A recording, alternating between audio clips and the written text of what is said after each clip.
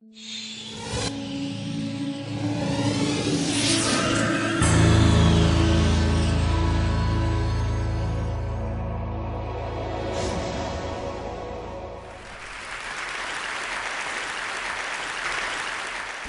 do you explain when things don't go as we assume? Or better, how do you explain when others are able to achieve things that seem to defy all of the assumptions? For example, why is Apple so innovative? Year after year after year after year, they're more innovative than all their competition. And yet, they're just a computer company. They're just like everyone else. They have the same access to the same talent, the same agencies, the same consultants, the same media. Then why is it that they seem to have something different? Why is it that Martin Luther King led the civil rights movement?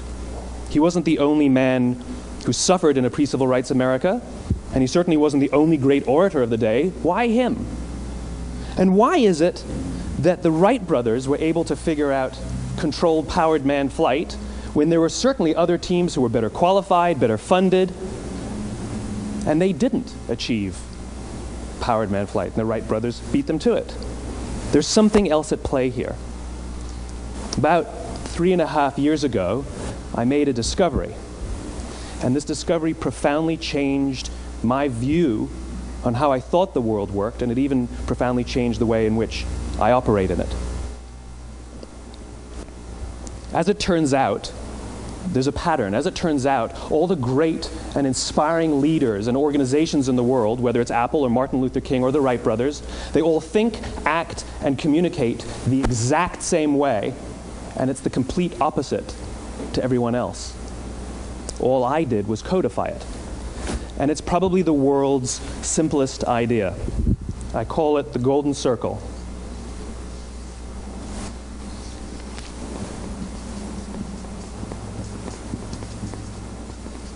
Why, how, what? This little idea explains why some organizations and some leaders are able to inspire where others aren't. Let me define the terms really quickly. Every single person, every single organization on the planet knows what they do, 100%. Some know how they do it, whether you call it your differentiating value proposition or your proprietary process or your USP. But very, very few people or organizations know why they do what they do. And by why, I don't mean to make a profit. That's a result. It's always a result. By why, I mean what's your purpose? What's your cause? What's your belief? Why does your organization exist? Why do you get out of bed in the morning? And why should anyone care? Well, as a result, the way we think, the way we act, the way we communicate is from the outside in. It's obvious. We go from the clearest thing to the fuzziest thing. But the inspired leaders and the inspired organizations, regardless of their size, regardless of their industry, all think, act, and communicate from the inside out.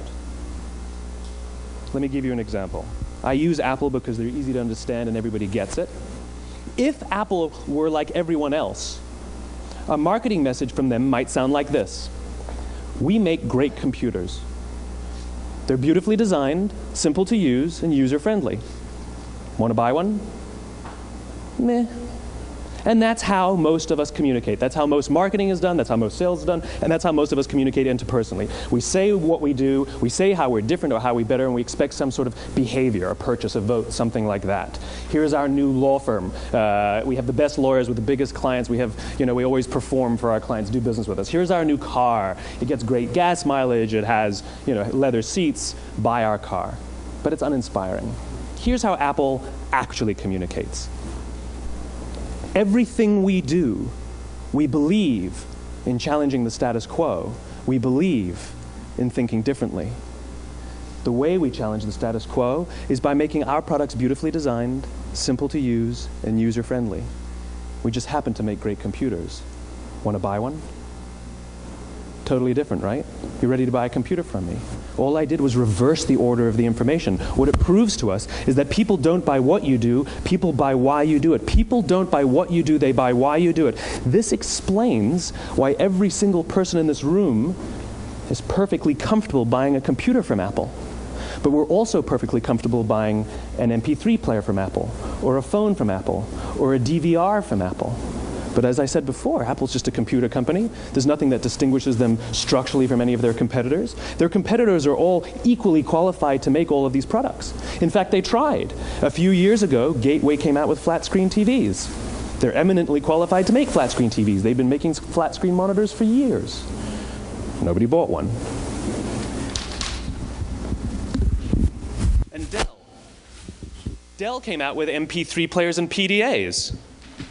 And they make great quality products, and they can make perfectly well-designed products, and nobody bought one. In fact, talking about it now, we can't even imagine buying an MP3 player from Dell. Why would you buy an MP3 player from a computer company? But we do it every day. People don't buy what you do, they buy why you do it. The goal is not to do business with everybody who needs what you have.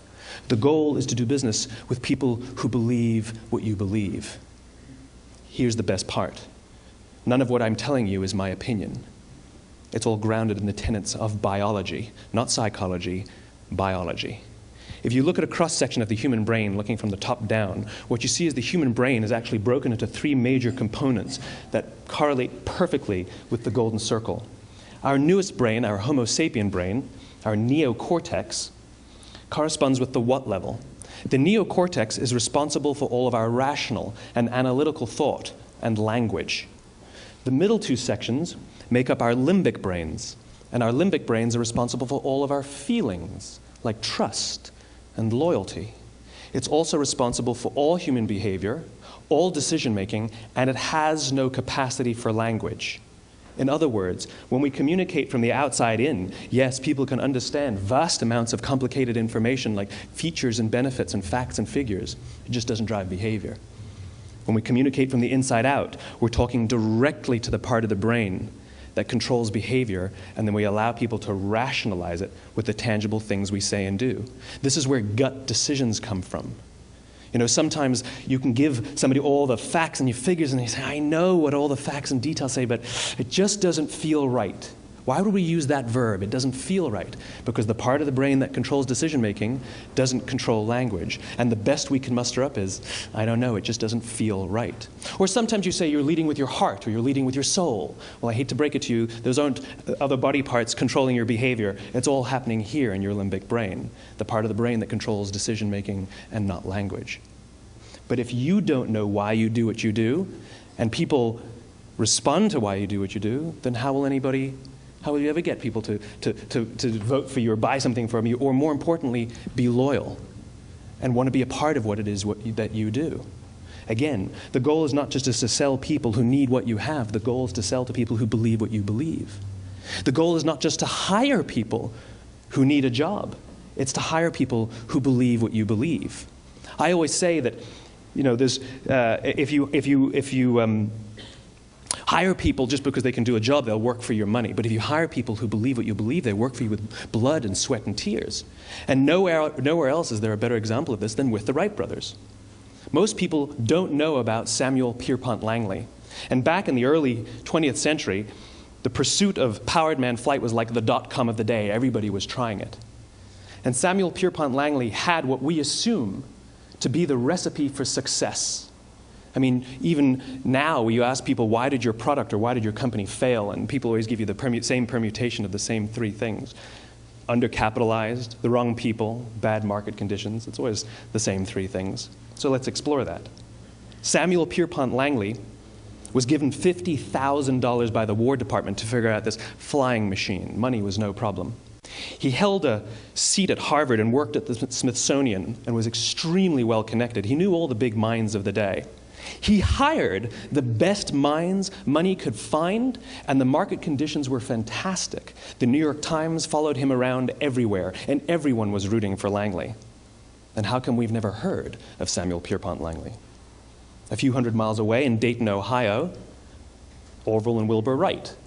They had none of what we consider to be the recipe for success. They had no money. They paid for their dream with the proceeds from their bicycle shop.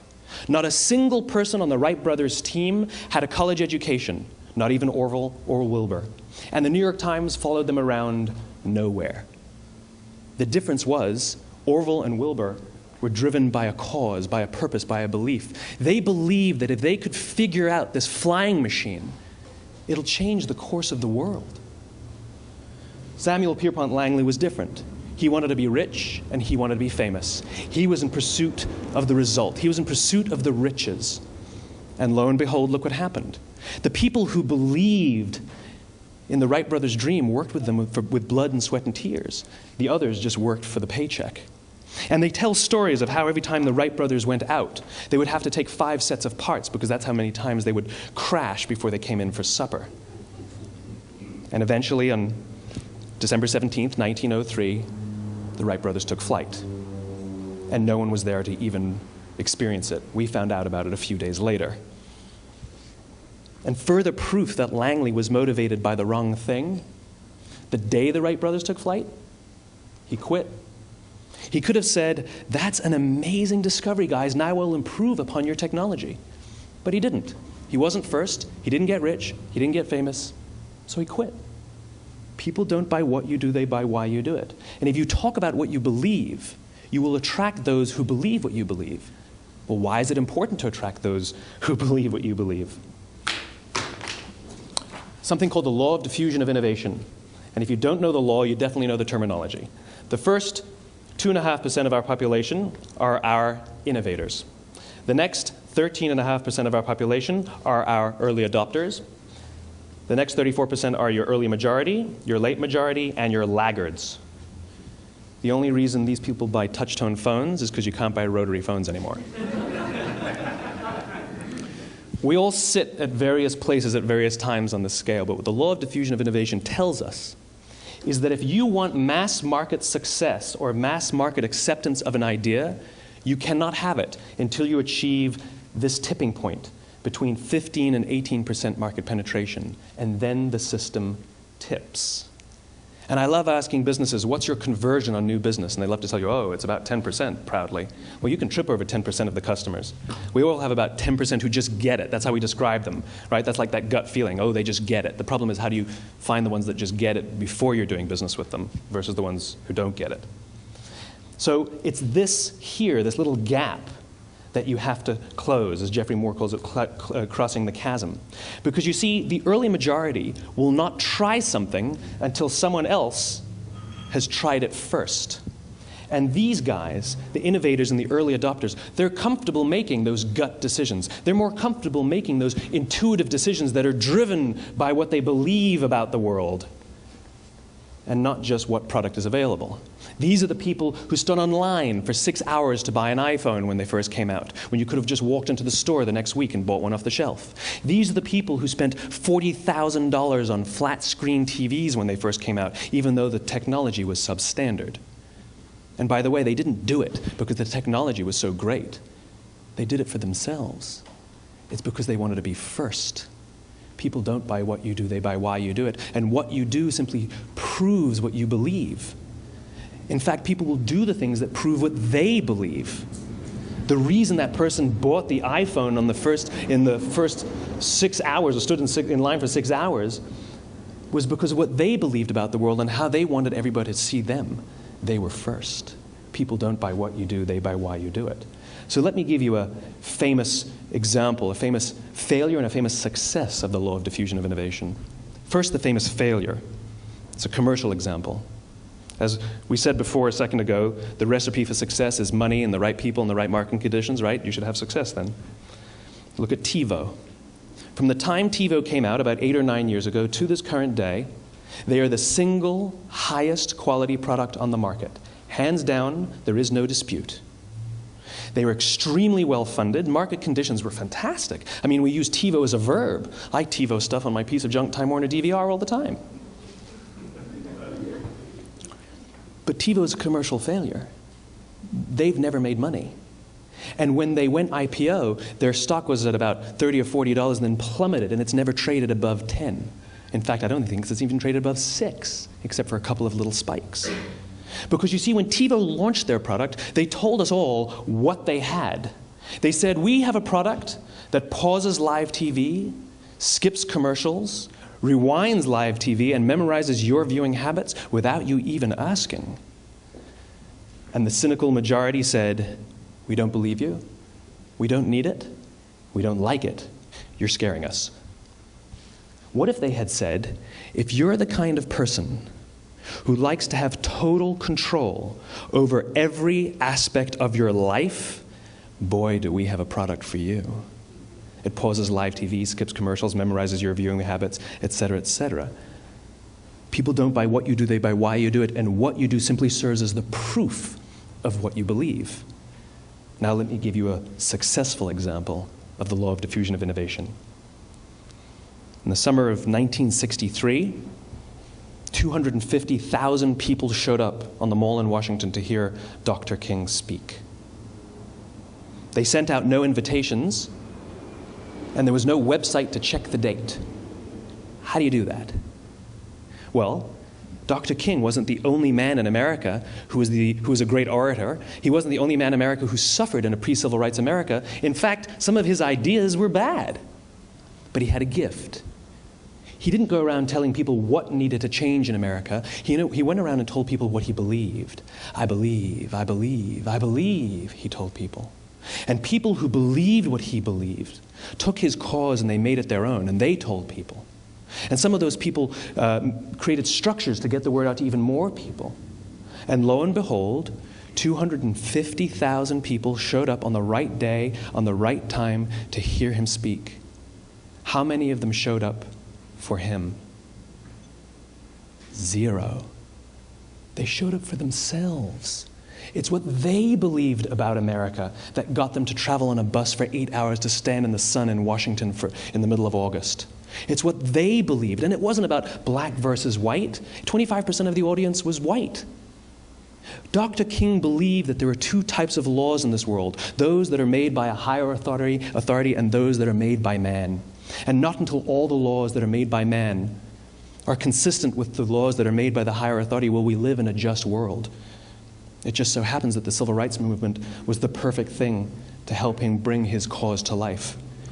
We followed him not for him, but for ourselves. And by the way, he gave the I have a dream speech, not the I have a plan speech. Listen to politicians now with their comprehensive 12-point plans. They're not inspiring anybody. Because there are leaders and there are those who lead. Leaders hold a position of power or authority, but those who lead inspire us. Whether they're individuals or organizations, we follow those who lead not because we have to, but because we want to. We follow those who lead not for them, but for ourselves.